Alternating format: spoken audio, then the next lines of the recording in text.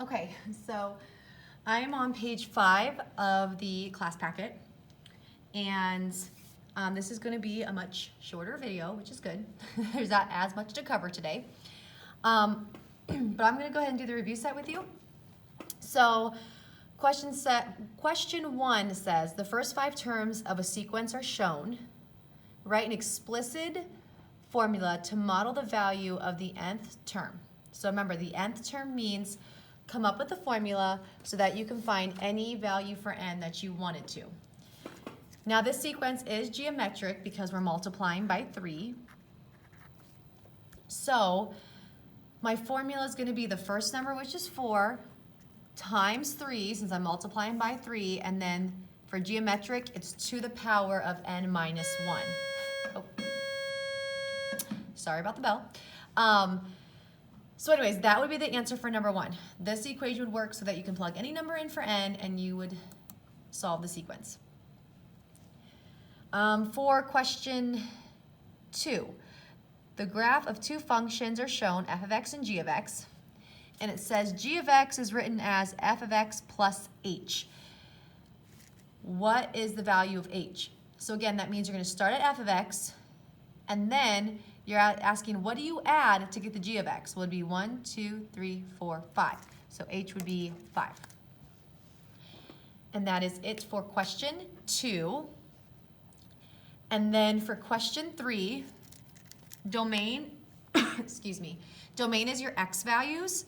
So you're describing what the x values are doing on your graph. So they start at 1, because you're looking at the x-axis. They start at 1, and from there they are getting bigger. So you would say all the x values are greater than or equal to 1. So there is the review set. In class, we're a day ahead. So tomorrow, I'm going to post the review set quiz on Classroom, but you can take it tomorrow or you can wait until Friday to take it. It doesn't matter because we're still going to go over one more day of these. So it'll be up to you. But you will see that on Classroom tomorrow, the quiz, and you can either take it tomorrow if you feel comfortable with these questions, or you can wait until Friday after we do another day of practice. So it's completely up to you. So I'm actually going to move on to page 6, and we're going to do a little bit of a review of the box and whisker plots. So remember, to create a box and whisker plot, you need the min, Q1, the first quartile, the median, Q3, and the max. So the min is your smallest number, which would be 3. The max is your biggest number, which would be 20. And the median, the Q1 and Q3 you can find with Desmos. Now I'm not going to make the camera go back and forth 1,000 times. So for the median, you just type out the word median, and then in parentheses you put all these numbers with commas, and you would get 11 as the median. For the quartiles, so I'm just going to just kind of help you refresh your memories.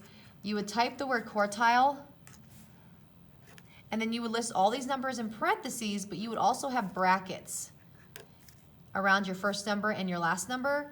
And after that bracket, you would say comma 1, and that'll give you the first quartile, which is 5. Or you go back on Desmos and change this to comma 3, and that would give you the third quartile, which is 18. So remember, that comes after the last bracket. So you might want to, practice that on Desmos to make sure you are doing that correctly, because that's usually the hardest part that students mess up is the quartiles. So now that I have those 5 numbers, I'm going to make my number line. I'm going to list 1 to 20.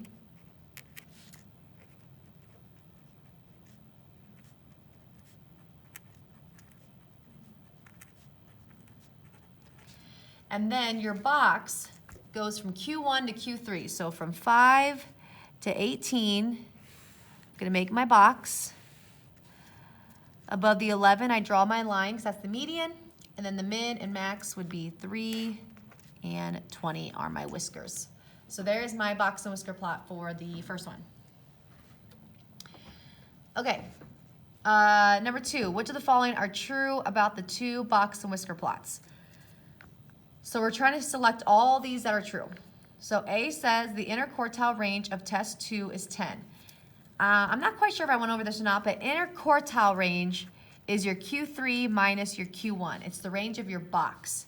So it's asking for test 2. So the box would be 16 and we'll say roughly 9. 16 minus 9 is not 10, so that is not true. The interquartile range of test 2 is not 10. Then, this should say median, because Mrs. Izzo was having an off day that day and decided to put the word medium in the packet. Don't worry, it happens again. So the median for test 1 is 12. That's true. Q1 of test 1 is 9. So the first quartile of test 1 is not 9, it's 6. So that's not true. And the last one, the third quartile of test 2 is 16. The third quartile will be the end of your box, which is 16. So that is true. So the answers would be B and D. Okay, so maybe just take a moment, make sure you have this all written down. Pause the video if you need to look over it. And I'm going to go ahead and move on to page 7. Okay, so on page 7, oh, look, there's Mrs. Izzo putting the word medium again. It's actually the word median. Okay. So, question 1, using this box and whisker plot, what is the range of the ages? So interquartile range is your Q3 minus Q1, but just your range is your max minus your min. That's your whiskers. So that'd be 28 minus 16, which is 12. So there's number 1. Number 2 says, what is the median? That'd be 22, because that's where your line is in your box. Number 3 says, what percent of people are above 18? Okay, so here's one of the most important things about a box and whisker plot, is it breaks up all of your data into sections of 25%. So each one of these 4 sections is worth 25% of your data. So when it says, what percent of people are above 18? Well, if I look from 18 and above, that'd be 75%, because it's 25, 25, and 25. So that'd be 75%. Question 4, what percent are between 22 and 28? If I look just here, that'd be 50. And the last question just says, what would the max age be? Well, that would be your last whisker, which is 28. Okay, so that's really all we covered. Tomorrow I am going to move on to some new material, but in the meantime, make sure you answer the questions that are with this video and keep working on Delta Math. On Delta Math, you can only do the 2 assignments that are create a box plot and interpret a box plot. Those are the only 2 that you can do so far. And like always, email me with questions.